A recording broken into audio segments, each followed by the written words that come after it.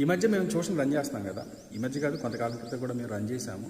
మేము బాగా అబ్జర్వ్ చేసిన విషయం ఏంటంటే, పిల్లల్లో ఏదైనా సరే ఒక్కసారి చెప్తే వాళ్ళకి అర్థమవుతుంది. కానీ ఆ ఒక్కసారి చెప్పిన దాన్ని మనము పదే పదే రిపీట్ చేసి వాళ్ళకి వచ్చేంత వరకు మనం చెప్పి అప్పుడు వాళ్ళకి ఆ ఎగ్జాంపుల్స్ ఇచ్చి చేయమంటేనే వాళ్ళకి అర్థమై చేస్తారు. ఒక్కసారి ఇచ్చి మనము 10 ఎగ్జాంపుల్ సమ్స్ కానీ 10 ఎగ్జాంపుల్ సెంటెన్సెస్ కానీ మనం ఇచ్చి చేయమంటే వాళ్ళకి చెయ్యరు, ఖచ్చితంగా చేయరు అన్నమాట. ఎందుకంటే ఇలా నేర్చుకునే పిల్లలే 99% ఉంటారు. రెస్ట్ ఆఫ్ ద 1% ఉంటారు. వాళ్ళకి ఒకసారి చెప్పి ఎన్ని చెప్పినా చేస్తారు, చెప్పకపోయినా కూడా చేస్తారు అన్నమాట.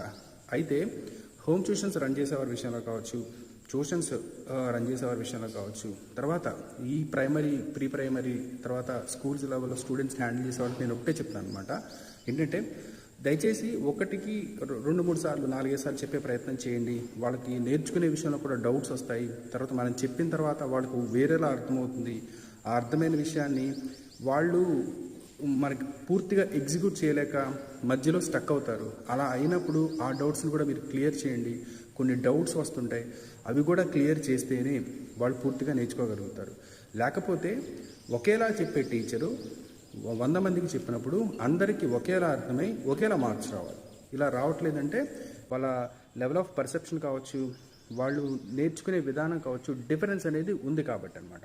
కాబట్టి ప్రతి స్టూడెంట్ని ఒకేలా హ్యాండిల్ చేయడం కాకుండా మనం డిఫరెంట్గా మనం హ్యాండిల్ చేయాల్సి ఉంటుంది. ఎస్పెషల్గా చదివే విషయంలో, రాసే విషయంలో, మ్యాథమెటిక్స్ విషయంలో కూడా కొంచెం ఫోకస్ చేయాలి. సో ఈ విషయాలు నాకు అర్థమయ్యాయి అనమాట. ఈవెన్ హోమ్ ట్యూషన్ పెట్టించుకునే పేరెంట్స్ కూడా మీరు ఒక్కసారి చెప్తే కుదరదు, మా పిల్లలకి 1-2-3 సార్లు చెప్పి ఎక్స్ప్లెయిన్ చేయండి, వచ్చేంతవరకు చెప్పండి అని చెప్పని మీరు సజెస్ట్ చేస్తే బాగుంటుంది. ఎందుకంటే టీచర్స్ ఎంతవరకు మేము సిలబస్ని కంప్లీట్ చేసుకోవాలని చూస్తాం, కానీ పిల్లలకి వచ్చేంత వరకు మేము చెప్పాలి అని చెప్పి మాత్రం మేము చూడం. ఎందుకంటే ఎవరికి ఉండే ప్రెజర్స్ వాళ్ళకు ఉంటాయి కదా.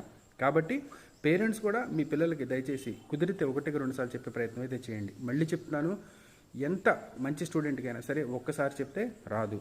అలా వచ్చే గిఫ్టెడ్ చైల్డ్స్ వేరు, మనం వాళ్ళని పక్కన పెడదాం.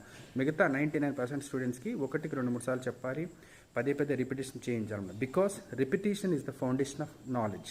మన చిన్నప్పుడు మన టేబుల్స్ ఎక్కాలు మనం నేర్చుకొని ఉంటాం కదా. ఒక్కొక్క ఎక్కాన్ని మనకు 20 సార్లు 30 సార్లు చాలా డ్రిల్ చేయించేవాడు. డ్రిల్లింగ్ చేయించాలండి. ఈ రోజుల్లో తక్కువైపోయింది. అందుకని ఫౌండేషన్ చాలా వీక్గా ఉంటుంది పిల్లలకి. ఓకేనా, ఇది మీతో షేర్ చేసుకోవాలని నేను చెప్తున్నాను అనమాట. కొంచెం ఫోకస్ చేయండి. ఓకే, ఈ డీల్ కనుక మీకు నచ్చినట్టయితే మీ ఫ్రెండ్స్ అండ్ ఫ్యామిలీ మెంబర్స్కి ఎవరైతే ఇలా కొంచెం పిల్లల విషయంలో ఇబ్బంది పడుతున్నారో వాళ్ళకి షేర్ చేయండి. వాళ్ళకి కూడా అర్థమవుతుంది. ఓకేనా, థ్యాంక్ యూ ఆల్.